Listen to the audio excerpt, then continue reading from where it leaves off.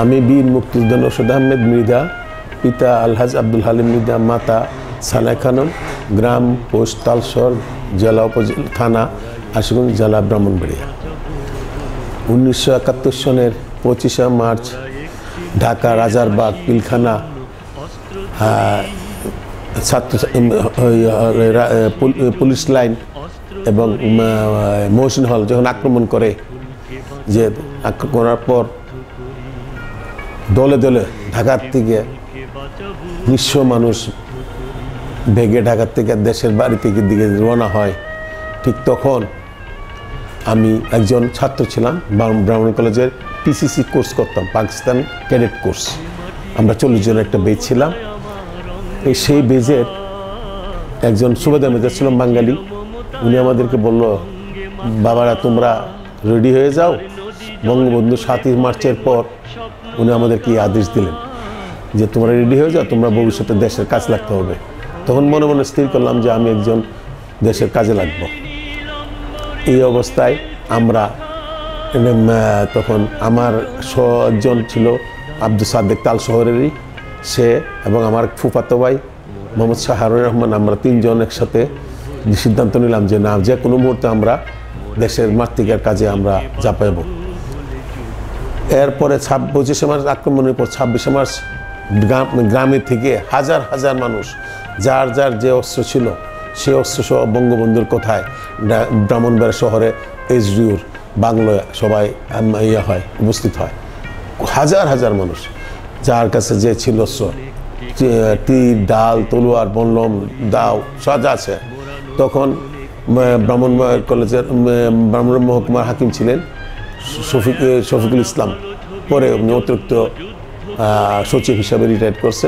উনি নির্দেশ দিলেন সরকারি ট্রেজারির যে অস্ত্র আছে সেগুলো আমরা যারা ব্রাহ্মণবাড়িয়া কলেজের ছাত্র পিসিসি কোর্স করি তাদেরকে বিতরণ করার জন্য।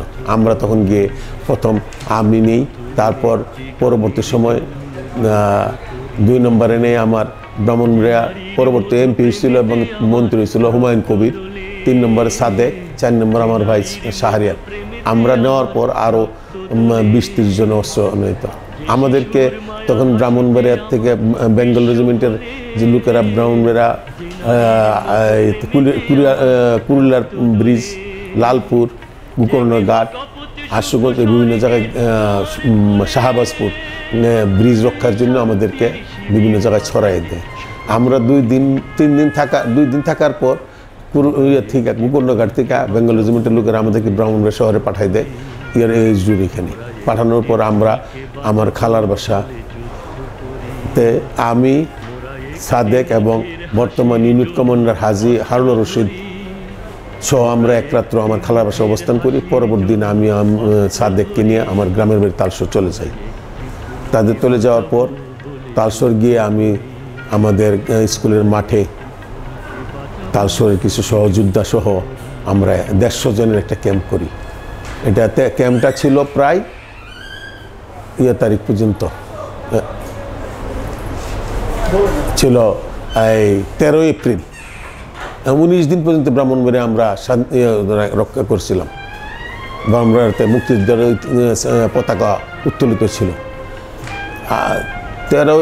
13 এপ্রিল ভোর 6টার সময়, 5:30 থেকে 6টা, 4টে প্লেন একটা টাইমে ভোর 6 ঘন্টা একটা টাইম লালপুর, গোকর্ণঘাট, আশুগঞ্জ, ভৈরব, রামনগর এইসব জায়গায় কন্টিনিউ শেলিং এবং গুলাগুলি করে। 6 ঘন্টা পর 36 সেনা নামায় বিভিন্ন জায়গায় এবং গানবুট নিয়ে আক্রমণ করে লালপুর। তখন ওইখান থেকে আমাদের মুক্তিযোদ্ধার গ্রুপ পিছায় আসা তালসর থেকে ব্রাহ্মণবাড়িয়া হইয়া তেলিয়াপাড়া চলে যায়। এইটা ছিল আমাদের তালসরের যুদ্ধ এবং সেই যোদ্ধাদের সঙ্গে আমি ছিলাম একজন। পরবর্তীতে আমি বেঙ্গল রেজিমেন্ট সহ আরও একজন আমাদের, যার কথা নাম হয় আবুল কাসিম করে নাম, সে তেলিয়াপাড়াতে পাঞ্জাবির কাছে ধরা পড়ে আসে। তাকে হবিগঞ্জ শহরে ঘুরায় পাঞ্জাবিরা মারে। এই সময় আমি বেঙ্গল রেজিমেন্টে থাকা অবস্থায় দুইটা আমার স্মৃতির দৃশ্য এখনো বেশি ওঠে। একটা হলো রমজানের প্রথম দিন না খেয়ে রোজা থাকি, আর দ্বিতীয় দিন আমরা এটা হলো আপনার কসবার কাছাকাছি আখাউড়ার দক্ষিণে মন্দাবাগ না কি স্টেশন জানি, স্টেশনটা হলো মন্দাবাগ না, এটা আখাউড়ার দক্ষিণ স্টেশনটা মন্দাবাগ না, আখাউড়ার দক্ষিণ স্টেশনটা যে স্টেশনটা আমরা পরে পাঞ্জাবের সঙ্গে মন্দাবাগ না, এখানে একটা পাঞ্জাবের সঙ্গে শক্ত ফাইট হয়। সেই ফাইটের পর আমরা বুড়ে যখন পাঞ্জাবিদেরকে বিতাড়িত করি 3টা বাংকার থেকে, বাংকারগুলো আমরা ডিসপোজ করার জন্য আমাদেরকে আদেশ দেয় আমাদের ঊর্ধ্বতন কর্তৃপক্ষ। আমি ক্রুলিং কইরা গিয়েছি, গিয়া কোম্পানির সামনে যে অবস্থা দেখছি দেখে আমার চোখ বিতরণ। একটা ব্যাংকের মধ্যে বিবস্ত্র অবস্থায় কয়েকজন মহিলা, তখন আমরা 3-4 জন আমাদের পরনের, আমরা তো তখন মুক্তিযুদ্ধ হিসেবে লুঙ্গি আর গামছা ব্যবহার করতাম, প্রত্যেকে যার যার পরনের কেউ লুঙ্গি কেউ গামছা খুলে দিয়ে মেয়েদেরকে আব্রু করার জন্য বলেছি এবং তাদেরকে বলছি যে তোমরা আব্রু হয়ে ভিতর থেকে বেরিয়ে আসো। এইটা একটা। আর আরেকটা হলো আপনার আমরা ওই আবুল কাশিমরে যখন তেলিয়াপাড়া চা বাগানে পাঞ্জাবের ধরে নিয়ে যায়, আমরা কয়েকজন মুক্তিযুদ্ধে কিছু করতে পারে না, চোখের সামনে থেকে ছু মেরে ধরে নিয়ে গেল, যারা ছু করুন পাঞ্জাবের একটা জিপ নিয়ে আসলো, আসা কীভাবে উঠাই নিল এটা আমরা চোখের পলে।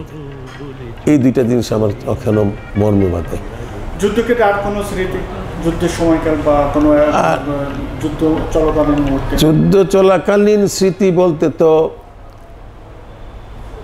স্মৃতি তো অনেক কিছু থাকে, তার মধ্যে যখন ওই যে বললাম 13 এপ্রিল ভোরে যখন আমাদের তালসর সহ পুরো এলাকাটা পাঞ্জাবিরা আক্রমণ করে, প্লেন থেকে এয়ার ক্র্যাশ করে এবং সেলিং করে করার সময় আমাদের নিজ বাড়িতে আমরা ছিলাম, তখন সেই অবস্থা আমাদের বিল্ডিংয়ের উপরে কয়েকবার আমার সঙ্গে আবার আমার 2 জন ছিল অস্ত্রসহ ড্রাইভ দিয়ে বোমিং করার জন্য আসছে, কিন্তু পরবর্তী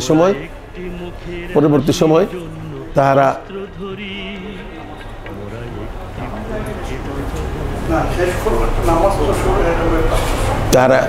করে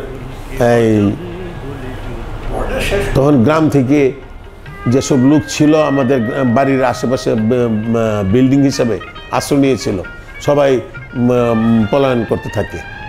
এবং সেই সময়কার সময় যারা মুক্তিযোদ্ধাদেরকে সাপোর্ট করতো, সহযোগিতা করতো, তখন তারাও নিঃসহায় হয়ে যায় যে মুক্তিযোদ্ধারা চলে যাচ্ছে, আমরা কি অবস্থা হবে। এই দৃশ্যটুকু আমার কাছে অনেক সময় খারাপ লাগে। হ্যাঁ, নতুন প্রজন্মের কাছে কি কথা, যে আমরা যারা আজকে বৃদ্ধ, দেশ স্বাধীন মাতৃকার ডাকে আমরা মুক্তিযুদ্ধ করেছি দেশের ভালো, এবং দেশ একটা লাল সবুজ পতাকা আমরা এনে দিয়েছি, তারা এই লাল সবুজ পতাকা যেন উচ্চে ধরে রেখে দেশটাকে শান্তি এবং সমৃদ্ধশালী বাংলাদেশ গড়ে তুলতে পারে। ধন্যবাদ আপনাকে। মুক্তিযুদ্ধের ইতিহাস সংরক্ষণ কমিটি